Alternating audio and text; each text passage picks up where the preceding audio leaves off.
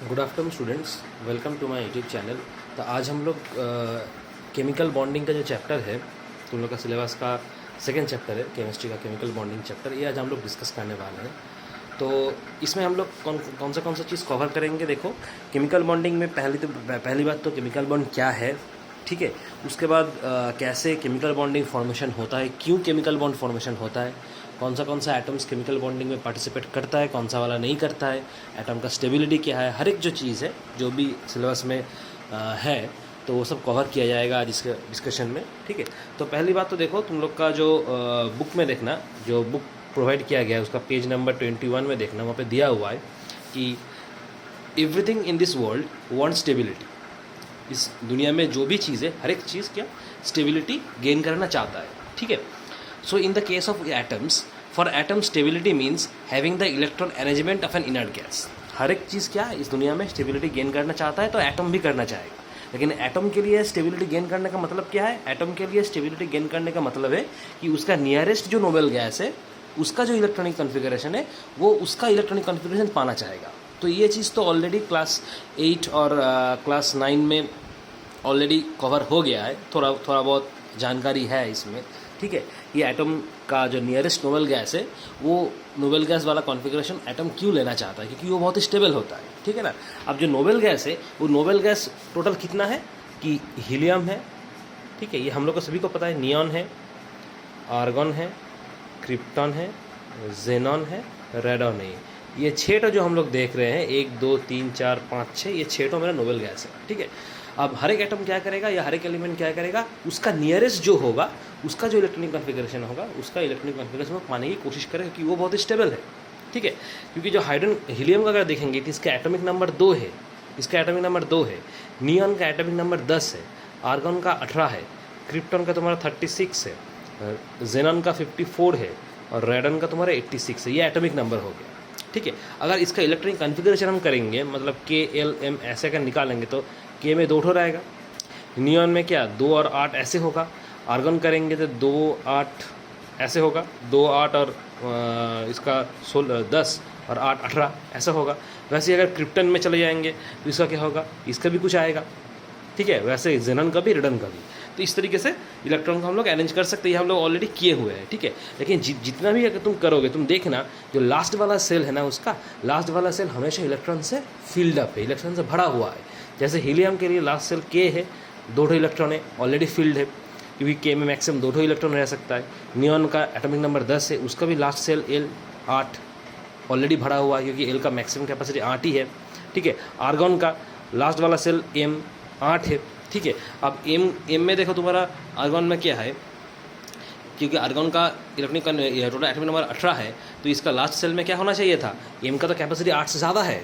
लेकिन वो एक रूल था हम लोगों का, याद है कि लास्ट वाला सेल में क्या 8 से ज़्यादा इलेक्ट्रॉन कभी भी नहीं हो सकता है, मैक्सिमम कैपेसिटी 8 ही होगा अगर वो लास्ट वाला सेल है। तो इसी के हिसाब से हम बोल सकते हैं कि M सेल भी फिल्ड अप है। मतलब क्या, हर एक का तुम्हारा जो लास्ट सेल होगा, मतलब जिसको हम लोग वैलेंस सेल बोलते हैं, वो वैलेंस सेल इलेक्ट्रॉन से फिल्ड अप है, इसीलिए ये बहुत स्टेबल है।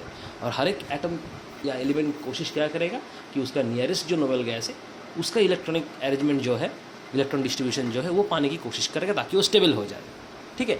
अच्छा, लास्ट सेल में अगर 8 इलेक्ट्रॉन है, मतलब वैलेंस सेल में अगर 8 इलेक्ट्रॉन रहता है, तो उसको हम लोग क्या बोलते थे, ऑक्टेट स्टेट बोलते थे। और लास्ट सेल में अगर 2 रहेगा तो उसको हम लोग क्या बोलते थे, डुप्लेट स्टेट बोलते थे, ठीक है। जो कि हीलियम का है डुप्लेट स्टेट। बाकी जितना भी तुम करोगे इलेक्ट्रॉन डिस्ट्रीब्यूशन, तुम देखना लास्ट सेल में हमेशा 8 ही तुमको मिलेगा, मतलब हर एक का ऑक्टेट स्टेट है, सिर्फ हीलियम को छोड़ के, ठीक है। अच्छा, तो ये देखना बुक में दिया हुआ या पढ़ना होगा, ठीक है। अच्छा, उसके बाद देखो क्या है, it is found that the elements with their complete outer most shell do not react or less reactive. ये जितना भी एलिमेंट हम लोग देखे, इसको क्या बोलते हैं, नोबेल गैस बोला जाता है, ठीक है। ये बहुत ही अनरिएक्टिव है, क्योंकि इसका लास्ट वाला जो सेल है इलेक्ट्रॉन से भरा हुआ है। मतलब क्या, इसके पास ऑलरेडी सफिशिएंट इलेक्ट्रॉन्स है, ये और इलेक्ट्रॉन छोड़ने का या लेने का कोशिश नहीं करेगा। मतलब ये अनरिएक्टिव है, किसी के रिएक्शन ही नहीं करेगा, इसको रिएक्शन करना ही नहीं है, क्योंकि ये बहुत ही स्टेबल है इसके इलेक्ट्रॉन डिस्ट्रीब्यूशन के वजह से, ठीक है।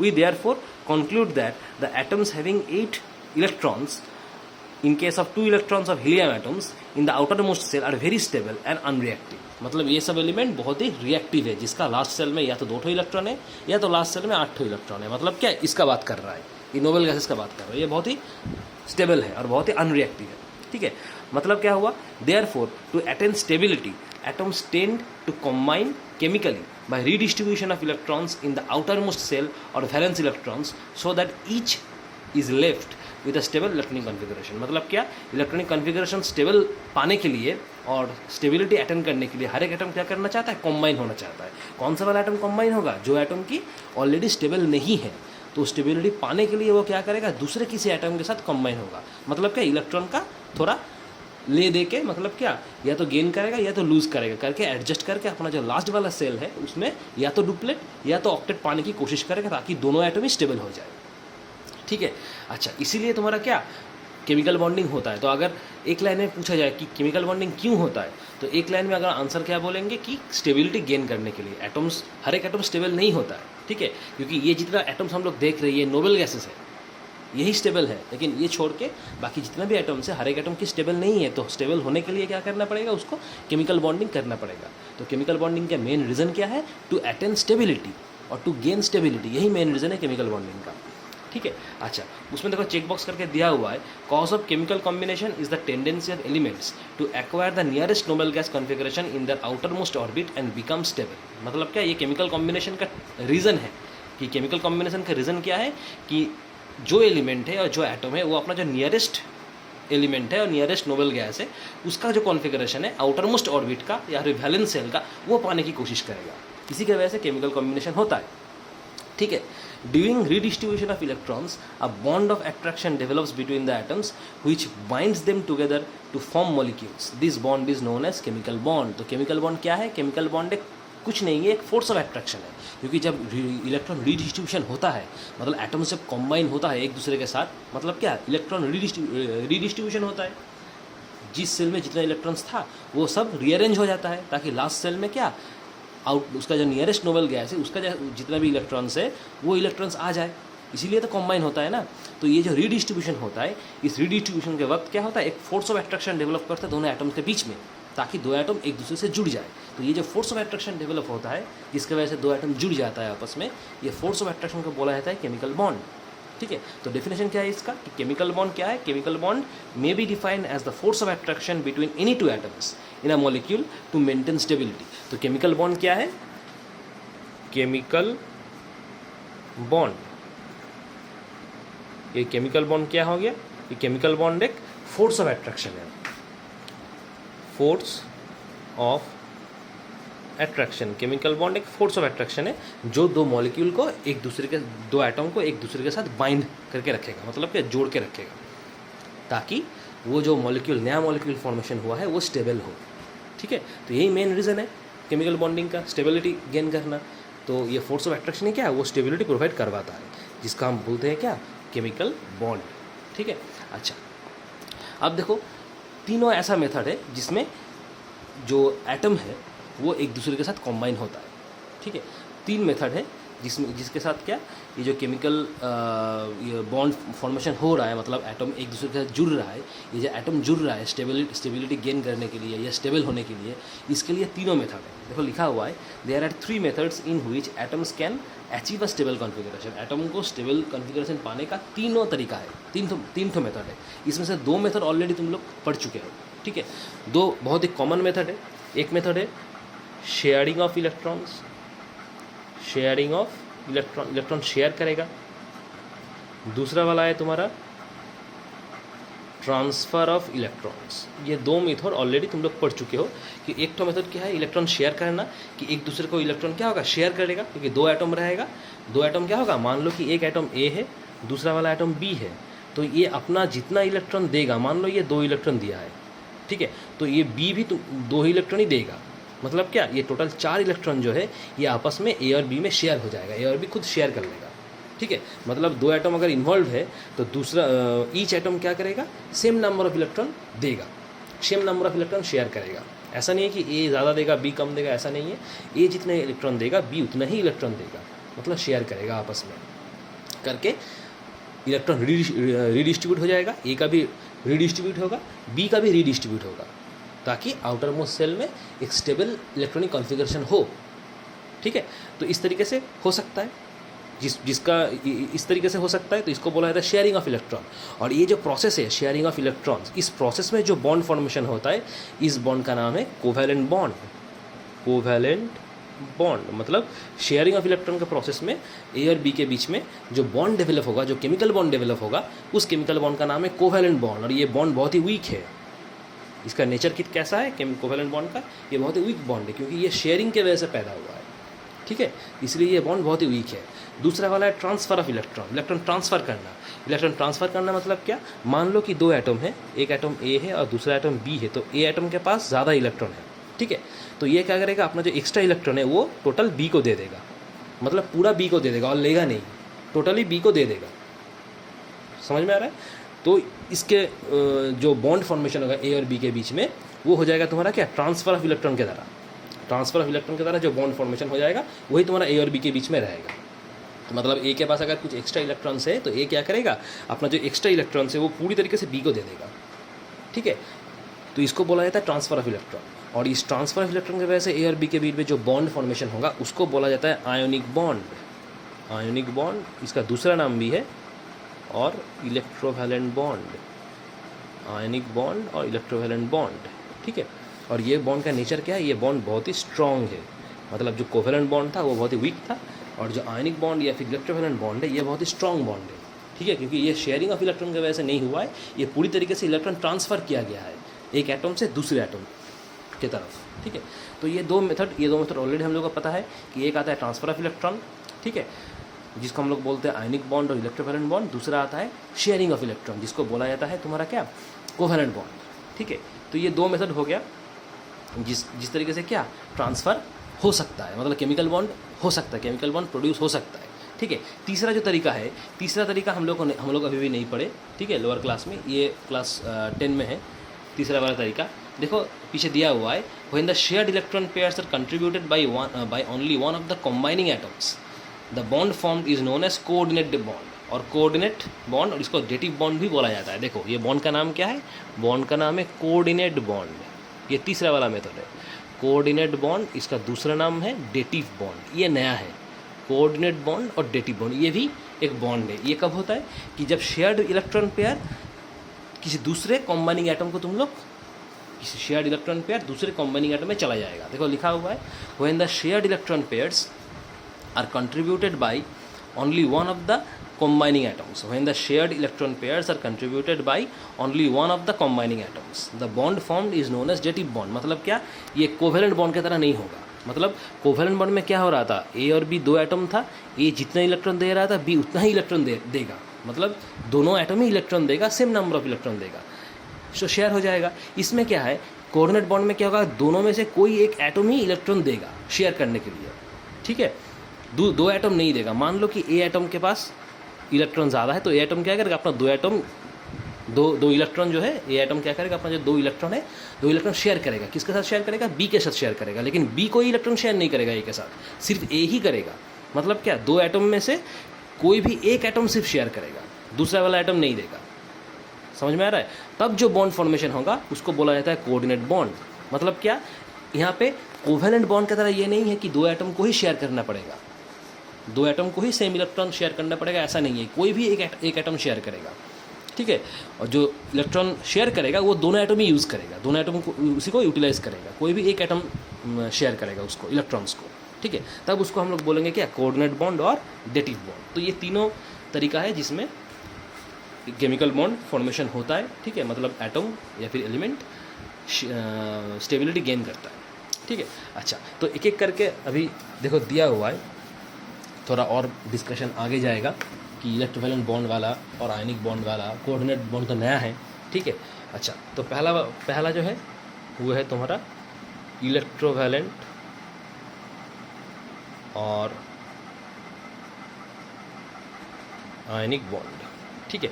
तो इलेक्ट्रोवैलेंट और आयनिक बॉन्ड कब होता है, जब कंप्लीट ट्रांसफ़र ऑफ इलेक्ट्रॉन्स होता है एक एटम से दूसरे एटम तक, एक एटम से दूसरे एटम तक जब कंप्लीट ट्रांसफ़र ऑफ इलेक्ट्रॉन्स होता है तभी ये इलेक्ट्रोवैलेंट बॉन्ड और आयनिक बॉन्ड जनरेट होता है, ठीक है। अब सवाल है कि कौन सा मतलब एटम्स है जिसमें इलेक्ट्रोवैलेंट बॉन्ड और आयनिक बॉन्ड हम लोग को दिखेगा, मतलब कंप्लीट ट्रांसफ़र ऑफ इलेक्ट्रॉन कौन सा वाला एटम करेगा, तभी जाके आयनिक बॉन्ड इलेक्ट्रोफिलेंट बॉन्ड प्रोड्यूस होगा। तो देखा गया है कि जो मेटल्स है, ठीक है, मतलब जो नेचर में मेटल्स है वही इलेक्ट्रोफिलेंट बॉन्ड और आयनिक बॉन्ड जनरेट करता है। मतलब मेटल किसको बोलेंगे? मेटल उसी को बोलेंगे जिसके पास वैलेंस सेल में या तो एक ठो या तो दो ठो या तो तीन ठो इलेक्ट्रॉन है। मतलब मैक्सिमम वैलेंस सेल में तीन ठो इलेक्ट्रॉन हो सकता है, या तो एक ठो इलेक्ट्रॉन होगा वैलेंस सेल में, या तो दो ठो इलेक्ट्रॉन होगा, या तो तीन ठो इलेक्ट्रॉन होगा। मतलब अप टू 3 इलेक्ट्रॉन्स तक वैलेंस सेल में अगर इलेक्ट्रॉन्स मौजूद है, जिसका मौजूद रहेगा उसी को हम लोग मेटल्स बोलेंगे, ठीक है। और ये मेटल से क्या करेगा? ये इलेक्ट्रोवैलेंट और आयनिक बॉन्ड प्रोड्यूस करेगा, क्योंकि 3 के बाद अगर चला जाएगा तब उसको हम लोग नॉन मेटल बोलेंगे, और non metal electrovalent ionic bond generate नहीं करता है, ठीक है। तो क्या बोले? वैलेंस सेल में अगर एक ठो, दो ठो या तो तीन ठो इलेक्ट्रॉन्स मौजूद है तो उसको हम लोग मेटल्स बोलेंगे, और ये मेटल्स ही क्या करेगा? इलेक्ट्रोवैलेंट बॉन्ड और आयनिक बॉन्ड प्रोड्यूस करेगा। 3 के अगर पार चला गया, मतलब 3 वैलेंस इलेक्ट्रॉन 3 से अगर ज़्यादा हो गया तो उसको हम लोग फिर मेटल्स में कंसिडर नहीं करते, वो नॉन मेटल्स कैटेगरी में आ जाएगा। और नॉन मेटल्स कभी भी इलेक्ट्रोवैलेंट और आयनिक बॉन्ड फॉर्मेशन नहीं करता है, ठीक है। तो देखो दिया हुआ है, atoms of metallic elements that have 1, 2 और 3 valence electrons can lose electrons two atoms of non-metallic elements which have 7, 6 और 5 electrons respectively in the outermost cell and thereby forming an electrovalent compound। मतलब जो एटम जिसके पास एक ठो valence shell में या तो दो ठो या तो तीन ठो वैलेंस सेल में इलेक्ट्रॉन से, वही इलेक्ट्रॉन क्या करेगा? लूज करेगा, ठीक है। लूज करके इलेक्ट्रोवैलेंट फॉर्मेशन, इलेक्ट्रोवैलेंट और आयनिक बॉन्ड फॉर्मेशन होगा। मान लो कि एक ठो, दो ठो या तो तीन ठो वैलेंस सेल में, मान लो एक ए एटम है जिसका वैलेंस सेल में एक ठो इलेक्ट्रॉन है, बी एटम है उसका वैलेंस सेल में दो ठो इलेक्ट्रॉन है, और सी एटम है उसका वैलेंस सेल में तीन ठो इलेक्ट्रॉन है, ठीक है। अच्छा, यहाँ पे देखो डी है एक एलिमेंट या फिर एटम, ई है और एफ है। डी का वैलेंस सेल में कितने इलेक्ट्रॉन है? डी का वैलेंस सेल में मान लो 7 ठो इलेक्ट्रॉन है। ई का वैलेंस सेल में तुम मान लो 6 ठो इलेक्ट्रॉन है, ठीक है। और एफ का वैलेंस सेल में मान लो 5 ठो इलेक्ट्रॉन है, ठीक है। तो ए क्या करेगा? अपना जो एक ठो इलेक्ट्रॉन है ये इलेक्ट्रॉन लूज़ करेगा, लूज़ करके इसको दे देगा, तो इसका पास क्या हो जाएगा? 7 + 1 मतलब 8 हो जाएगा। मतलब ये तो स्टेबल हो गया। आउटर मोस्ट सेल में 8 इलेक्ट्रॉन मतलब ऑक्टेट स्टेट। ये भी देखो अपना 2 इलेक्ट्रॉन है, 2 इलेक्ट्रॉन दे देगा, लूज़ करेगा करके इसको दे देगा, 6, 2, 8 हो जाएगा इसका ई। सी जो है क्या करेगा? सी के पास 3 वैलेंस इलेक्ट्रॉन है, तो ये भी अपना 3 जो वैलेंस इलेक्ट्रॉन है वो भी एफ को दे देगा, जिसके पास ऑलरेडी पहले से 5 इलेक्ट्रॉन वैलेंस इलेक्ट्रॉन था, तो वो 3 लेगा, इसका भी तुम्हारा क्या 8 वैलेंस इलेक्ट्रॉन हो जाएगा आउटर मोस्ट सेल में, तो ये भी स्टेबल हो जाएगा, ठीक है। तो इस तरीके से क्या हर एक एटम कॉम्बाइन होकर स्टेबल होता है, क्योंकि देखो इसके हर एक के पास इलेक्ट्रॉन लेने की वजह से क्या आउटर मोस्ट सेल में 8 इलेक्ट्रॉन हो जाएगा। मतलब क्या नियरेस्ट नोबल गैस वाला जो कॉन्फ़िगरेशन है वो अचीव कर लेगा, आउटर मोस्ट सेल वाला ऑक्टेट स्टेट हो जाएगा, तो दोनों स्टेबल हो जाएगा। तो इस तरीके से इलेक्ट्रोवैलेंट फॉर्मेशन होता है, ठीक है। अच्छा, उसके बाद देखो लिखा है after the transfer of electrons both the combining atom acquire the electronic configuration of the nearest inert gas. Combine होने के बाद, ट्रांसफर ऑफ इलेक्ट्रॉन्स पूरी तरीके से होने के बाद, जो दो एटम है इन्वॉल्व है इलेक्ट्रोवैलेंट बॉन्ड में, इलेक्ट्रोवैलेंट बॉन्ड फॉर्मेशन में, दोनों एटम में क्या अपना जो नियरेस्ट इलेक्ट्रॉनिक कॉन्फ़िगरेशन वाला एलिमेंट है उसको अचीव करेगा और स्टेबल हो जाएगा, ठीक है। अच्छा, उसके बाद देखो दिया हुआ है a metallic atom which loses electrons becomes a positively charged ion and is known as cation, and a non metallic atom which gains electrons becomes a negatively charged ion and is known as anion. मतलब cation और anion वाला concept ये भी हम लोग को हर एक को पता है कि कैटायन क्या है। कैटायन मतलब क्या? पॉजिटिव चार्ज्ड, पॉजिटिव आयन, और एनायन मतलब नेगेटिव चार्ज। कैटायन का फॉर्मेशन होता है, कैटायन फॉर्मेशन तभी होता है जब कोई मेटल इलेक्ट्रॉन लूज करता है, ठीक है। और एनायन कब होता है फॉर्मेशन? कोई भी नॉन मेटल अगर इलेक्ट्रॉन गेन करता है, एक्सेप्ट करता है, तभी एनायन फॉर्मेशन होता है। अब कैटायन फॉर्मेशन करेगा क्या? हमेशा मेटल ही कैटायन फॉर्मेशन करेगा, ठीक है। हमेशा मेटल ही कैटायन फॉर्मेशन करेगा, मतलब इलेक्ट्रॉन लूज करेगा। और जो नॉन मेटल है वो क्या करेगा? हमेशा इलेक्ट्रॉन गेन करेगा करके एनायन में कन्वर्ट होगा, ठीक है। अच्छा, उसके बाद आते हैं हम लोग आयन। आयन क्या है? ये आयन का ही 2 पार्ट है, 2 हिस्सा है, एक कैटायन है और दूसरा एनायन है। आयन मतलब क्या? या तो पॉजिटिव आयन होगा या तो नेगेटिव आयन होगा, मतलब या तो कैटायन होगा या तो एनायन होगा, ठीक है। तो आयन एक चार्ज पार्टिकल है, मतलब चार्ज स्पीसीज है, जो कब प्रोड्यूस हुआ है? या तो कोई एटम इलेक्ट्रॉन लूज़ किया है या तो कोई एटम इलेक्ट्रॉन गेन किया है। मतलब कोई भी एटम जब इलेक्ट्रॉन लूज़ करता है या तो गेन करता है तभी जाके ये आयन प्रोड्यूस होता है। ये बेसिकली आयन क्या है? एक चार्ज पार्टिकल है और चार्ज स्पीसीज है। इसका 2 कैटेगरी है, एक आता है कैटायन, दूसरा आता है तुम्हारा एनायन, ठीक है। अच्छा, तो ये कैटायन एनायन वाला कॉन्सेप्ट हो गया। अच्छा, उसके बाद हम लोग आते हैं इलेक्ट्रोपॉजिटिव एलिमेंट और इलेक्ट्रोनेगेटिव एलिमेंट कब होता है। बेसिकली इलेक्ट्रोपॉजिटिव एलिमेंट मतलब कैटायन है और इलेक्ट्रोनेगेटिव एलिमेंट मतलब एनायन है। ठीक है, इलेक्ट्रोपॉजिटिव एलिमेंट कब होता है? Electro positive element, electropositive element कब होता है? कोई भी मेटल अगर इलेक्ट्रॉन लूज करता है, कोई भी मेटल अगर इलेक्ट्रॉन लूज करता है, रेडिली इलेक्ट्रॉन लूज करता है, एक भी लूज कर सकता है, एक से ज़्यादा भी लूज कर सकता है, तभी इलेक्ट्रोपॉजिटिव एलिमेंट या तो कैटायन फॉर्मेशन होता है। जैसे कि मान लो सोडियम, सोडियम के पास 11 एटॉमिक नंबर है, सोडियम का 11 एटॉमिक नंबर है। इसका अगर हम KLm इलेक्ट्रॉन डिस्ट्रीब्यूट करेंगे तो 2 8 1 होगा, मतलब M सेल में 1 ठो इलेक्ट्रॉन है, वैलेंस सेल में 1 ठो इलेक्ट्रॉन है, मतलब कि ये मेटल है। ठीक है, मेटल पहले डिस्कस किए कि वैलेंस सेल में अगर 1 ठो या तो 2 ठो या तो 3 ठो इलेक्ट्रॉन से वैलेंस सेल में, तभी उसको हम लोग क्या बोलेंगे? मेटल बोलेंगे। तो उस हिसाब से सोडियम क्या मेटल है, मतलब ये अगर 1 ठो इलेक्ट्रॉन लूज कर देगा तो लास्ट सेल उसका L बन जाएगा जिसमें 8 इलेक्ट्रॉन है, मतलब ऑक्टेट स्टेट अचीव हो जाएगा, मतलब सोडियम क्या स्टेबल बन जाएगा। मतलब सोडियम का जो नियरेस्ट नोबल गैस है जो कि नियॉन है, जिसका एटॉमिक नंबर 10 है, उसमें चला जाएगा वो, मतलब सोडियम स्टेबल हो जाएगा। तो इसीलिए सोडियम क्या करेगा? अपना एक इलेक्ट्रॉन लूज करने की कोशिश करेगा, करके सोडियम प्लस आयन में कन्वर्ट हो जाएगा। सोडियम होगा, 1 ठो इलेक्ट्रॉन लूज करके सोडियम प्लस आयन में कन्वर्ट हो जाएगा। यही तुम्हारा क्या है? इलेक्ट्रोपॉजिटिव एलिमेंट है। मतलब मेटल ही हमेशा क्या करेगा? इलेक्ट्रोपॉजिटिव एलिमेंट प्रोड्यूस करेगा। ठीक है, अच्छा, उसके बाद आते हैं इलेक्ट्रोनेगेटिव एलिमेंट। इलेक्ट्रोनेगेटिव एलिमेंट क्या है? इलेक्ट्रोनेगेटिव एलिमेंट हमेशा नॉन मेटल प्रोड्यूस करेगा। इलेक्ट्रोनेगेटिव एलिमेंट हमेशा नॉन मेटल प्रोड्यूस करेगा। जैसे कि मान लो क्लोरीन, क्लोरीन का एटॉमिक नंबर 17 है, मतलब इसका अगर KLm डिस्ट्रीब्यूट करेंगे तो 2 8 7 है, मतलब वैलेंस सेल में तो मतलब 7 ठो इलेक्ट्रॉन है जो कि स्टेबल नहीं है। अगर किसी तरीके से Cl 1 ठो इलेक्ट्रॉन मैनेज करके आउटर मोस्ट सेल में ले लेगा तो Cl का भी क्या लास्ट सेल में 8 ठो इलेक्ट्रॉन हो जाएगा, मतलब लास्ट वाला सेल ऑक्टेट स्टेट हो जाएगा, वैलेंस सेल ऑक्टेट स्टेट हो जाएगा, तो Cl स्टेबल हो जाएगा। ठीक है, तो Cl किसी भी तरीके से 1 इलेक्ट्रॉन लास्ट सेल में लेने का कोशिश करेगा, करके Cl माइनस में कन्वर्ट होगा। तो Cl 1 ठो इलेक्ट्रॉन लेके Cl माइनस में कन्वर्ट होगा, यही तुम्हारा हो जाएगा कि इलेक्ट्रोनेगेटिव एलिमेंट, मतलब एनायन है। मतलब नॉन मेटल जब इलेक्ट्रॉन रेडिली एक्सेप्ट करता है, रेडिली गेन करता है, तभी Cl माइनस में कन्वर्ट होगा, मतलब एनायन में या तो इलेक्ट्रोनेगेटिव एलिमेंट में कन्वर्ट होगा।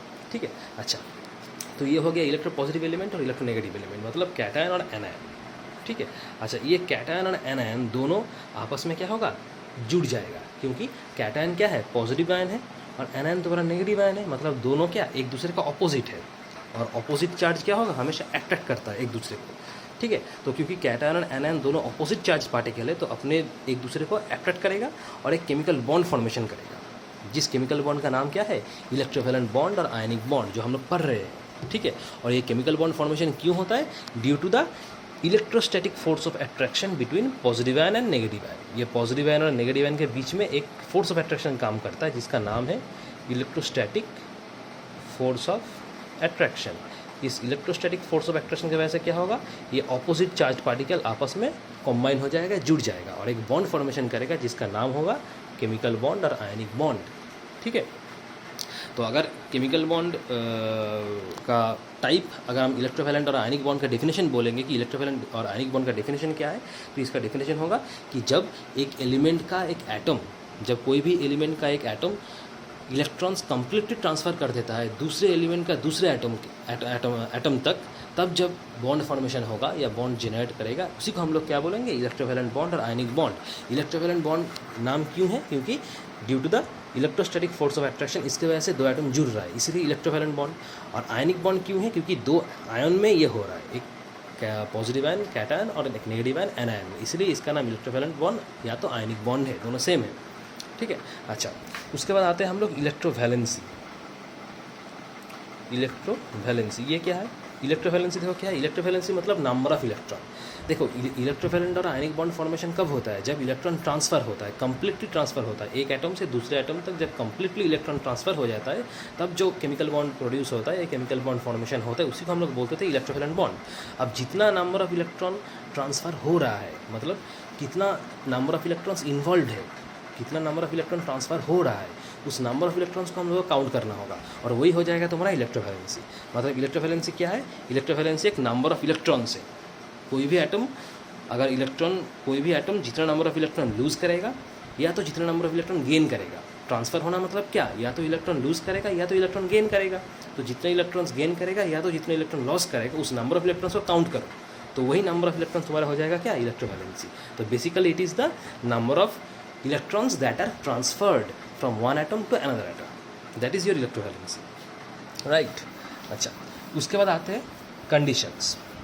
क्या क्या कंडीशन है इलेक्ट्रोवैलेंस बॉन्ड और आयनिक बॉन्ड फॉर्मेशन के लिए, क्या क्या कंडीशन का ज़रूरत है। देखो तुम लोग का नेक्स्ट टॉपिक दिया हुआ है conditions. What are the conditions.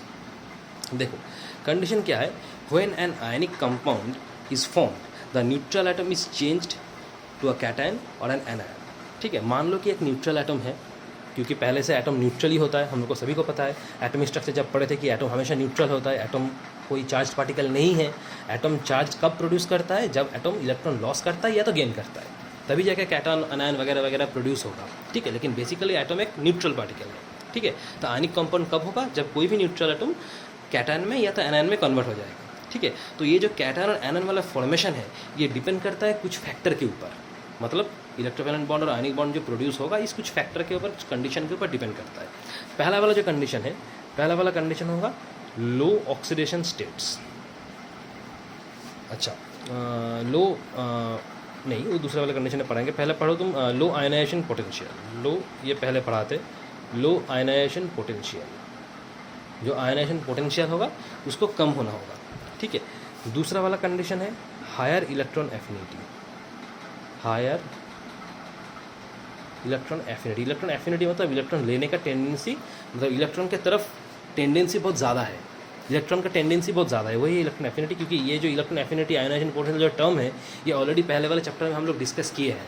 पहला वाला जो चैप्टर था इसी के ऊपर था कि आयनाइजेशन पोटेंशियल क्या है, इलेक्ट्रॉन एफिनिटी क्या है, इलेक्ट्रोनेगेटिविटी क्या है, पीरियोडिक टेबल के ऊपर कैसे ये वेरिएशन होता है, ये हम लोग ऑलरेडी डिस्कस हो चुका है।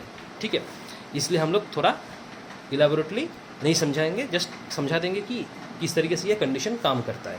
ठीक है, नंबर 3 वाला कंडीशन, तीसरा वाला कंडीशन क्या है, large electronegativity difference. Electronegativity difference बहुत ज़्यादा होना चाहिए। Large electronegativity